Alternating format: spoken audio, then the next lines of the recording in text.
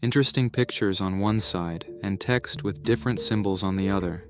Yes, these pages belong to the Ethiopian Bible, one of the oldest, most mysterious and controversial books in the world. In fact, it is so old that we can say that it is the first illustrated version of a known Bible book. But despite all this book has been banned for a long time. In the last video, I said I would share some interesting and beautiful comments, so here are some of them. I also want to thank everyone else who commented, liked the videos, and subscribed. In fact, most people, including those of the same faith, have never heard of the Ethiopian Bible. This is because of the overall result of what has been done to discredit, hide, and ban this version of the Bible. Ethiopia, currently Africa's only uncolonized country, is home to the world's oldest civilizations. Imagine, its people can trace their ancestry back to Ham, one of Noah's sons. This is even explicitly confirmed by the Jews. There are Bibles that have ever existed in Ethiopia, written in Ge'ez, an ancient Ethiopian language. One of these Bibles was found in a mountain monastery in Ethiopia in 2010 and is one of the oldest illustrated Christian books ever found. At the same time, apart from the 66 books that make up the King James Bible, the Ethiopian Bible consists of 88 books and includes some artifacts that other churches do not have. For example, it contains the Old Testament, the New Testament, and scrolls that have never been seen before. What makes this so interesting is that they had these scrolls long before Christianity first came to their communities in the 4th century. Some tribes in the country have been worshiping the Christian God for more than 3,500 years. Therefore, the oldest organized Christian community in the world is not the Catholic Church, as mainstream media often publicizes. It is the Ethiopian Orthodox Church, known locally as Tewahdo. According to the Kebra Nagast, Ethiopia's holy book, in the 10th century BC, an Ethiopian ruler and the famous Queen of Seba of biblical fame traveled to Jerusalem to ask King Solomon for advice. What the Bible does not tell us is that together, these two rulers had a son, Menelik. Queen Sheba took the boy back to Ethiopia and made him the first emperor. In 2012, experts analyzed the genetic makeup of many Ethiopians and found some evidence supporting the Queen of Seba's journey to Jerusalem and giving birth there. And indeed, Queen Sheba is said to have ruled her kingdom at the time. But even though this information fits together, the Ethiopian Bible is still ignored and not considered as part of the canon of holy books. To better understand why, we need a little history summary. The Holy Bible, as we know it today, had many different versions and interpretations in the past. In the 1st century, many books were written about the life and teachings of Jesus, but most of them were not true, because many of them were like fan fiction novels about the life of Jesus. So when the books were written and presented to the public, everyone believed them to be true. They believed it because there was no quick source or the internet to question its authenticity. Even today, you can see how quickly fake news spreads. This became a big problem for the leaders of the early Christian church.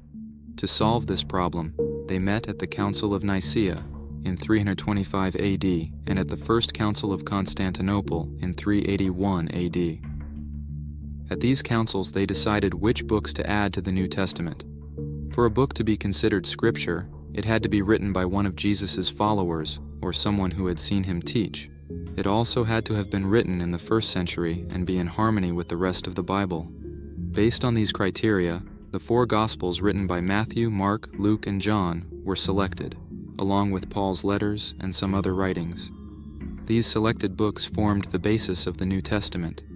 The biblical texts were originally written in Hebrew, and about 75 years later, St. Jerome was commissioned to translate the biblical books selected at these councils from Hebrew into Latin. This translation, completed around 400 AD, is known as the Vulgate. The Vulgate contains both the 27 books of the New Testament and the 39 books of the Old Testament, and is still considered the primary Latin translation of the Holy Bible today. The Vulgate was used as the main Bible translation in the Christian world until 1600. However, the circulation of various different versions worried King James, the king of the time. He wanted a version of the Bible that would settle religious disputes and at the same time, increase his own power.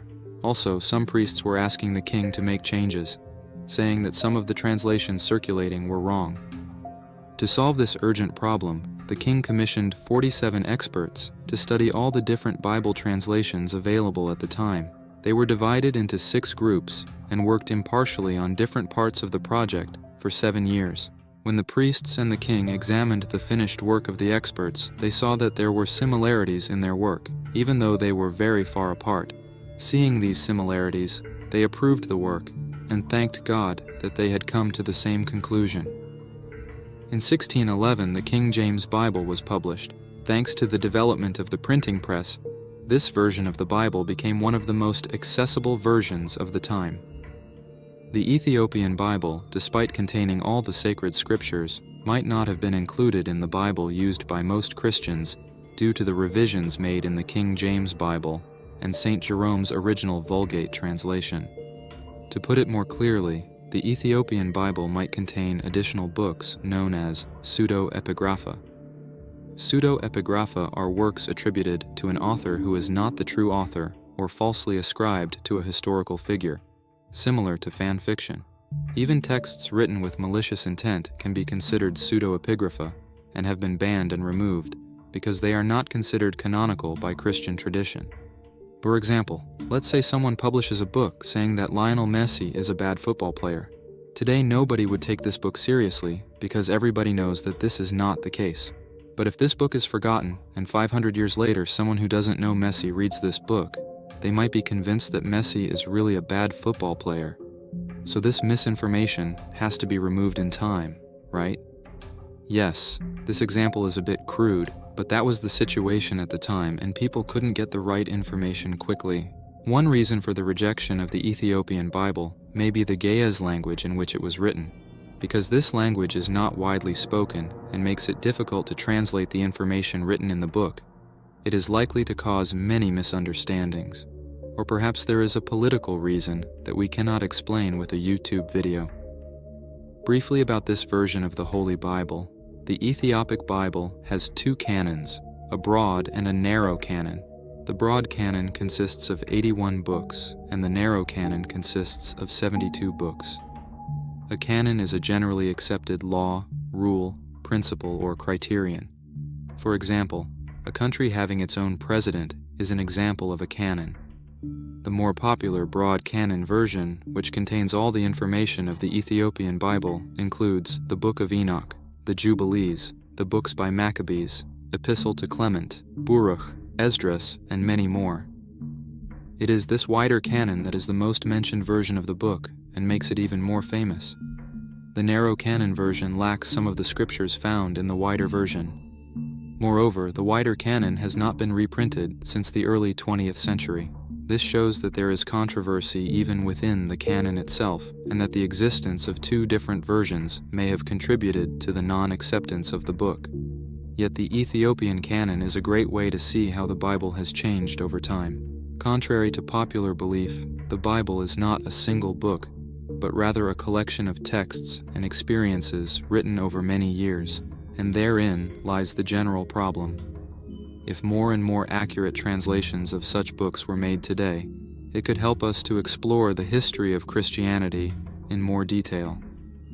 Whatever the reason for the banning of the Ethiopian book, it will continue to come up again and again with its information, mystery, and controversy. That's what I think, but what do you think?